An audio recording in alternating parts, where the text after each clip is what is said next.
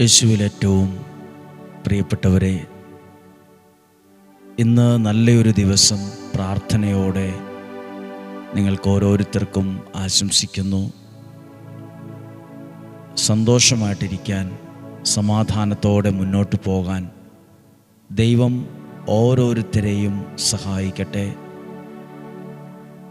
അനുഗ്രഹത്തിൽ ഒന്നിച്ചു വളരാൻ ദൈവം ഒരുക്കുന്നൊരു ശുശ്രൂഷയാണ് ഡെയിലി ബ്ലെസ്സിങ്. അതിലൂടെ നാം സമർപ്പിച്ച് പ്രാർത്ഥിക്കുന്ന നിയോഗങ്ങളൊക്കെ അനുഗ്രഹത്തിൽ ഒന്നിച്ചു വളരാൻ ദൈവം ഒരുക്കുന്ന സമയമാണ്. നിങ്ങൾക്കെല്ലാവർക്കും വേണ്ടി ഈ ദിവസം പ്രാർത്ഥിക്കുന്നു. ദൈവം നിങ്ങളെ സമർത്ഥമായിട്ട് അനുഗ്രഹിക്കട്ടെ. നിങ്ങളുടെ ഭവനത്തെ, നിങ്ങളുടെ ഭവനത്തിൽ ഉള്ളവരെ ഓരോരുത്തരെയും സമർപ്പിച്ച് പ്രാർത്ഥിക്കുന്നു. ഒരു നിമിഷം നിങ്ങൾക്കെല്ലാവർക്കും വേണ്ടി പ്രാർത്ഥിക്കുമ്പോൾ നിങ്ങളുടെ ജീവിതവുമായി ബന്ധപ്പെട്ട് നിൽക്കുന്ന ഏറ്റവും പ്രധാനപ്പെട്ട ആ ഒരു കാര്യത്തെ യേശുവേ അങ്ങയുടെ കരങ്ങളിൽ ഇപ്പോൾ പ്രാർത്ഥിക്കുവാണ്. ഈ കാര്യം ഒന്ന് നടന്ന് കിട്ടിയായിരുന്നെങ്കിൽ, ആ കാര്യം ഒന്ന് ശരിയായിരുന്നെങ്കിൽ, ആ പ്രശ്നത്തിനൊരു പരിഹാരം ഉണ്ടായിരുന്നെങ്കിൽ, അങ്ങനെ ഒരു കാര്യം ഓർത്ത് ഭാരപ്പെടുന്ന എല്ലാ വിഷയത്തെയും ഇപ്പോൾ സമർപ്പിച്ച് പ്രാർത്ഥിക്കുക.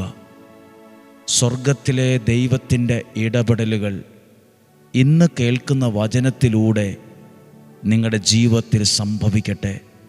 സ്വർഗത്തിലെ വലിയവനായ ദൈവത്തിൻ്റെ കരം നിങ്ങൾ പ്രാർത്ഥിക്കുന്ന വിഷയത്തിൽ അത്ഭുതങ്ങൾ ചെയ്യാനിടയാകട്ടെ, അടയാളങ്ങൾ പ്രവർത്തിക്കാനിടയാകട്ടെ.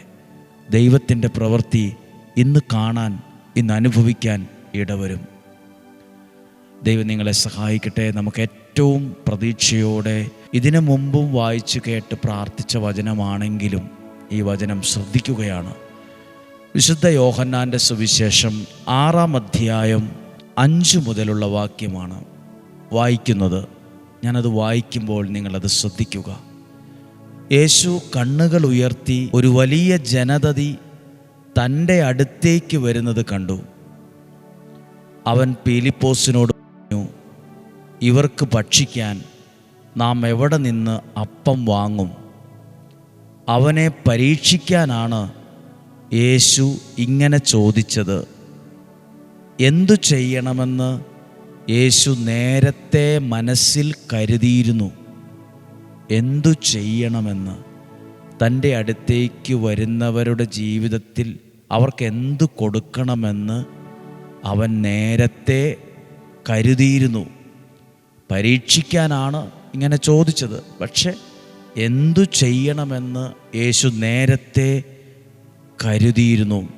പീലിപ്പോസ് മറുപടി പറഞ്ഞു, ഓരോരുത്തർക്കും അല്പം വീതം കൊടുക്കാനുള്ള 200 ദനാറയ്ക്കുള്ള അപ്പം പോലും തികയില്ല. ശിഷ്യന്മാരിൽ ഒരുവനും ശിമയോൻ പത്രോസിൻ്റെ സഹോദരനുമായ അന്ത്രയോസ് അവനോട് പറഞ്ഞു, 5 ബാർലിയപ്പവും 2 മീനും കൈവശമുള്ള ഒരു കുട്ടി ഇവിടെയുണ്ട്. എന്നാൽ ഇത്രയും പേർക്ക് അതെന്തുണ്ട്? യേശു പറഞ്ഞു, ആളുകളെയെല്ലാം ഭക്ഷണത്തിനിരുത്തുക. ആ സ്ഥലത്ത് പുല്ല് തഴച്ചു വളർന്നിരുന്നു. 5000-ഓളം വരുന്ന പുരുഷന്മാർ അവിടെ ഇരുന്നു. അനന്തരം യേശു അപ്പമെടുത്ത് കൃതജ്ഞതാ സ്തോത്രം ചെയ്ത് അവർക്ക് വിതരണം ചെയ്തു. അതുപോലെ തന്നെ മീനും വേണ്ടത്ര അവർക്ക് നൽകി. അവർ ഭക്ഷിച്ച് തൃപ്തരായപ്പോൾ അവൻ ശിഷ്യന്മാരോട് പറഞ്ഞു, ഒന്നും നഷ്ടപ്പെടാതെ മിച്ചമുള്ള കഷ്ണങ്ങളെല്ലാം ശേഖരിക്കുവിൻ. അങ്ങനെയാണ് 12-ാം വചനം വരെ എഴുതിയിട്ടുള്ളത്. കുറച്ചപ്പവും മീനും ഉള്ള ഒരു കുട്ടി അവിടെയുണ്ട്. അതുകൊണ്ട് എങ്ങനെ തികയാനാണ്? എല്ലാവർക്കും തികയില്ല. ഇതൊക്കെയായിരുന്നു അവരിൽ നിന്നുണ്ടായ മറുപടികൾ.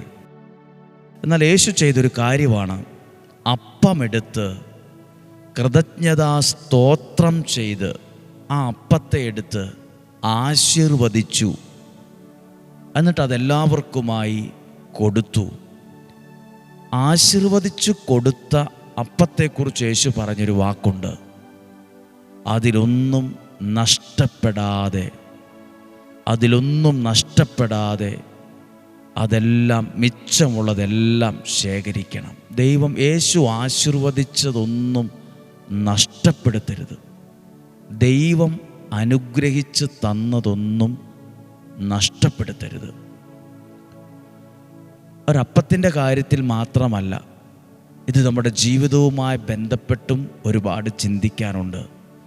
ദൈവം തന്നത്, പലരും ആശീർവദിച്ച് തന്നത് പല കാരണങ്ങൾ പറഞ്ഞ്, വഴക്കുണ്ടാക്കി, അസൂയ പറഞ്ഞ്, ദേഷ്യം കാണിച്ച്, മദ്യപിച്ച്, തെറ്റായ കൂട്ടുകെട്ടിൽ വീണ് ദൈവം ആശീർവദിച്ച് തന്നതൊക്കെ പലരും നഷ്ടപ്പെടുത്തി കളഞ്ഞതാണ്.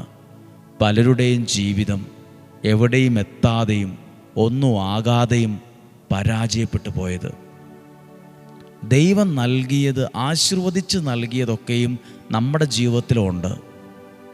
ദൈവം ആശീർവദിച്ച് നൽകിയ ജീവിതം, ദൈവം ആശീർവദിച്ച് നൽകിയ കഴിവുകൾ, ദൈവം ആശീർവദിച്ച് തന്ന സമയം, ദൈവം ആശീർവദിച്ച് തന്ന ജീവിത പങ്കാളി, ദൈവം ആശീർവദിച്ച് തന്ന മക്കൾ, ദൈവം ആശീർവദിച്ച് തന്ന സാമ്പത്തികം, ദൈവം ആശീർവദിച്ച് തന്ന ജോലി, ഇങ്ങനെ ഒരുപാട് കാര്യങ്ങൾ, ദൈവം ആശീർവദിച്ച് തന്ന ശുശ്രൂഷകൾ, അതൊക്കെ ചുമ്മാ കിട്ടിയതല്ല, ചുമ്മാ ഒരു ബാഗിൽ നിന്ന് എടുത്ത് തന്നതല്ല, ആശീർവദിച്ച് തന്നതാണ്.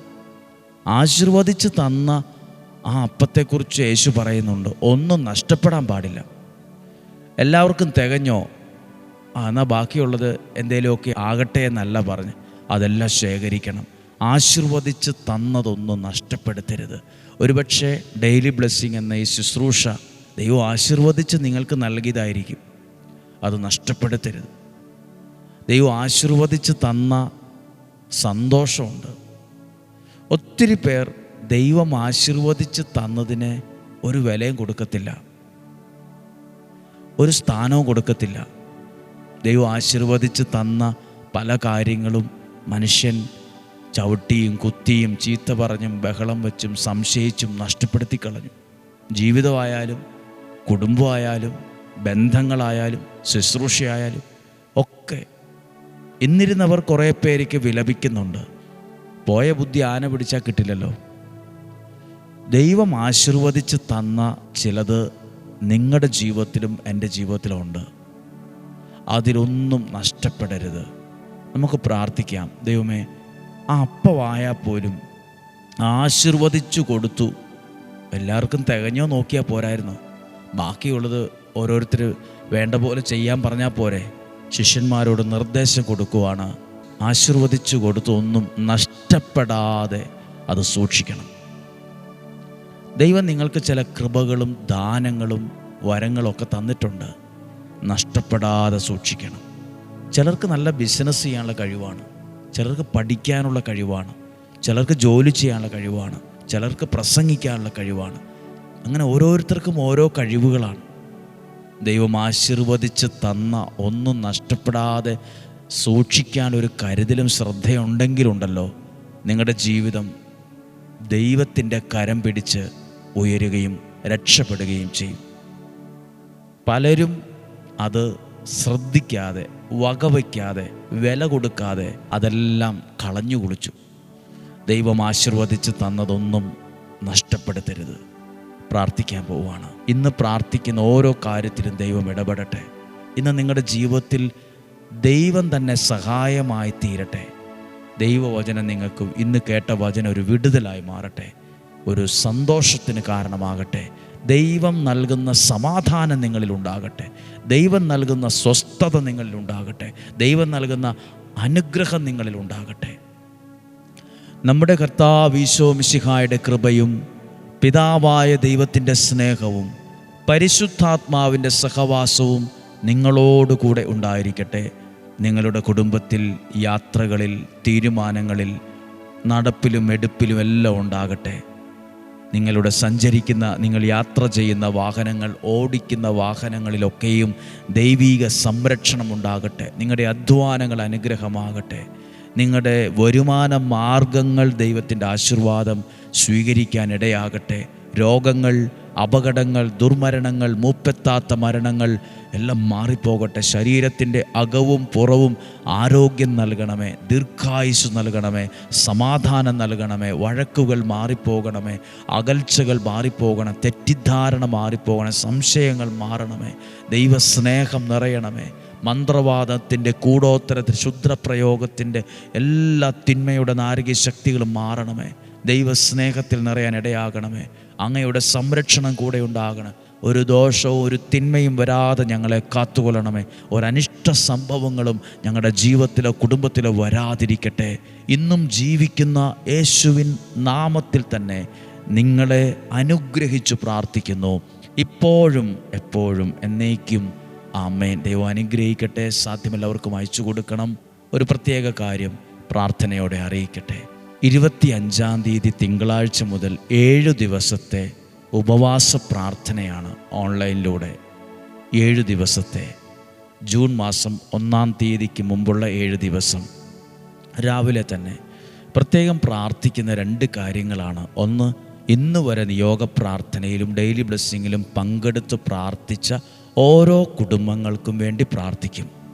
2, സ്കൂൾ തുറക്കുമ്പോൾ അതിനു മുമ്പുള്ള എല്ലാ കുട്ടികൾക്കും, കുഞ്ഞുങ്ങൾക്ക് വേണ്ടി, അധ്യാപകർക്ക് വേണ്ടി. അധ്യാപകർ മാത്രമല്ല, ആ സ്കൂളിൽ പ്രവർത്തിക്കുന്ന ഒത്തിരി പേരുണ്ട്, ആയമാരുണ്ട്, ക്ലീൻ ചെയ്യുന്നവരുണ്ട്. അപ്പോൾ എല്ലാ കുഞ്ഞുങ്ങൾക്കും വേണ്ടി മാതാപിതാക്കളും ശ്രദ്ധിക്കുക. 7 ദിവസം നിങ്ങൾക്ക് വേണ്ടി നിങ്ങളുടെ കുഞ്ഞുങ്ങൾ നന്നായി തുടക്കം മുതലേ നന്നായി പഠിച്ച് നല്ല ഉയരങ്ങളിലെത്തണം, നല്ല സ്വഭാവക്കാരാകണം, നിങ്ങളുടെ അനുഗ്രഹമായി മാറണം. പുതിയതായി സ്കൂളിൽ ചേർക്കാനുള്ള കുഞ്ഞുങ്ങൾ, എഴുത്തിനിരുത്തുന്ന കുഞ്ഞുങ്ങൾ, എല്ലാവരെയും ഓർത്ത് പ്രാർത്ഥിക്കുന്ന 7 ദിനങ്ങളാണ്. മറക്കാതെ സാധ്യമായ എല്ലാവരെയും അറിയിക്കുക.